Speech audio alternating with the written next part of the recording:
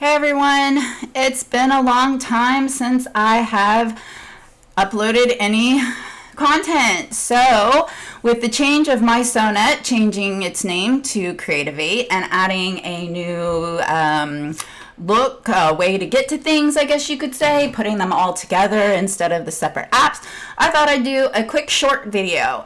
So this will be just a quick introduction to the Creativate, and I'm not sure about how to pronounce that. That's what I'm going with. So anyway, so it's just real quick about how you get to things, how it may have changed, if at all.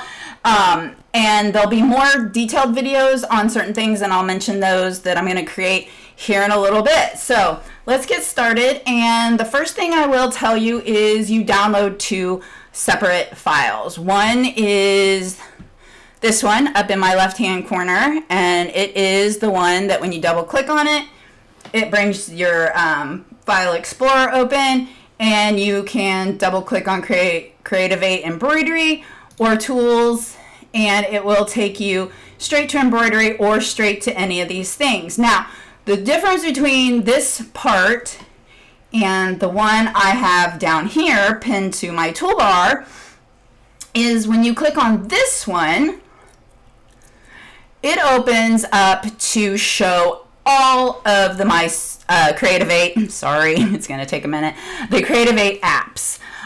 So as soon as it decides to load, but there it goes. Okay, so this screen is different.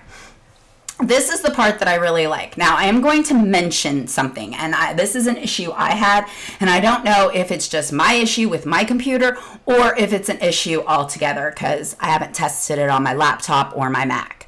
So what I had to do was when I downloaded this, I kept searching for it. I used my search bar, I tried everything, I searched through my apps, and I could not find anything other than the one on my top left, which just went to the embroidery module. So when I did that, that's what happened. So what I did was, as I relaunched the download to install it, and there was a launch option. So it said reinstall or launch. I went ahead and clicked on launched it, and then I simply, once it brought up the icon, I right-clicked on the icon, and this said pin to taskbar. It now says unpin, but I pinned it to the taskbar, and that takes care of the problem.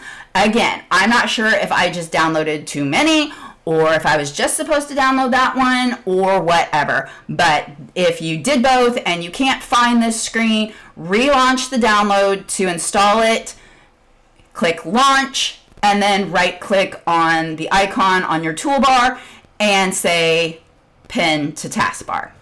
That'll solve your problem if you have that problem. Okay, so anyway, so this is what you see when you pull up this app. You get to choose My Machines, and you can click on Add New. When I click on Add New, it brings up all of the machines, and I have this one also, so I'm going to go ahead and choose that one. And once you do that, you can add product. This is going to show what your machines are. Okay, so that's the My Machines. Creativate Space. So this is your actual apps. So when you click on Embroidery, it's going to go ahead and open up your embroidery suite so that you can do digitizing or lettering or just whatever. And this is the third time I've had this issue today. There it goes. Yay. Okay. So now it looks just like mySewnet. I have gone through this really quick. I haven't done the side by side yet, which I am going to do in another video, but for today, from what I've glanced at, it looks exactly the same. You guys will not have this, so just ignore that. All right, and then once you click on something, we'll do blank canvas. It works just like mySewnet. So you have all your normal app or tabs, and stop clicking on that one. And it now says about Creativate Embroidery, so that's about the only change that I have seen. So that is going to be your embroidery module. Again, once you click on file, that's where you can access all of these if you don't want to click on the app on the outside. All right, we're going to close that. Sewing Assistant. I honestly thought this was going to be way cooler than what it was. It just kind of gives you options to remove your product. It gives you your user manual. I'm offline once again, so yay me.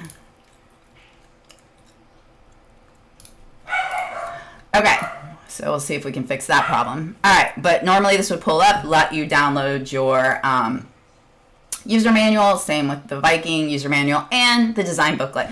So if you wanted to see all the designs that came with your Epic, Epic 2, Epic 3, whatever you've got, Ruby, whatever, that would be what you would click. All right, so we're going to return back to this main menu.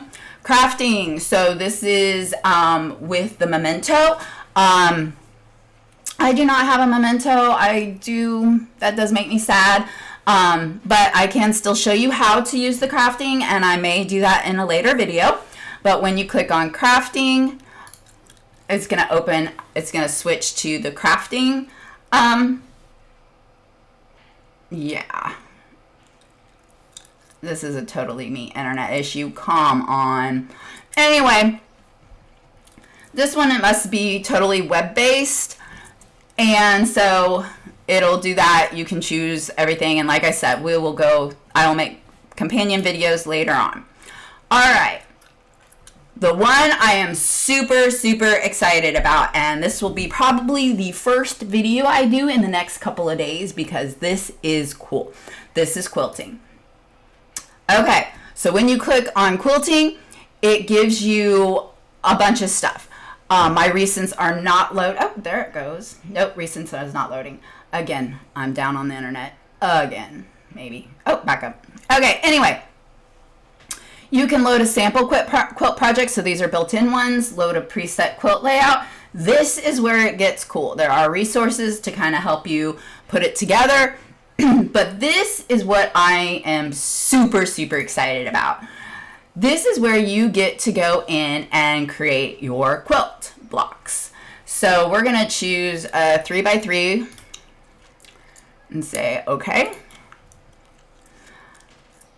And 3x3, these are a 3-inch block. I originally thought that this was 1 inch, 1 inch, 1 inch, but I don't think that's true anymore.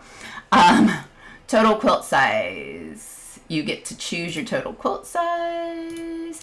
Anyway, all kinds of different cool features. You can click on the block. When you click on the block, you can actually edit it and make it new things. Again, this is going to be a new tutorial. So hang in there a couple of days and I will have this down and we will see, but super excited. All right, and then we're going to click back to home, and this is back to where we were. Your quick links are the design catalog and the vault. The vault is the cloud. So the cloud where you used to put your designs has been changed from whatever it used to be to the vault. It's been a long time since that change has happened, and I honestly don't remember what it was originally called, but that's what it is. The vault is the cloud. That's how you get your design from your computer to your machine, or you store it in the cloud, or whatever. So that's what that is. Design catalog, again, is based on internet compatibility, and you have to log in. I am not going to log in because I'm not going to show you guys my login information, but there is that. Okay, guys, so like I said, super quick video about how to, what the new Creativate is, what it looks like, and again, I have not seen a lot of changes in the core software. So if you have a box version of mySewnet, this is not available to you unless you get a free account. And you can do that to get the basics of the Creativate, but your mySewnet software will still work. There is no changes to that software. It is still supported, it is still good, everything. So if I do a video on Creativate, just know that if it is based on the embroidery section of it, so like digitizing, editing, bringing in designs, lettering, any of that, I do have a Creativate video on. It also companions with mySewnet. They match, and as far as I can tell, there are not any core changes to the software, just the way you access it. So, so I will be doing more videos. And like I said, the first video I am going to do is on quilting. Super excited.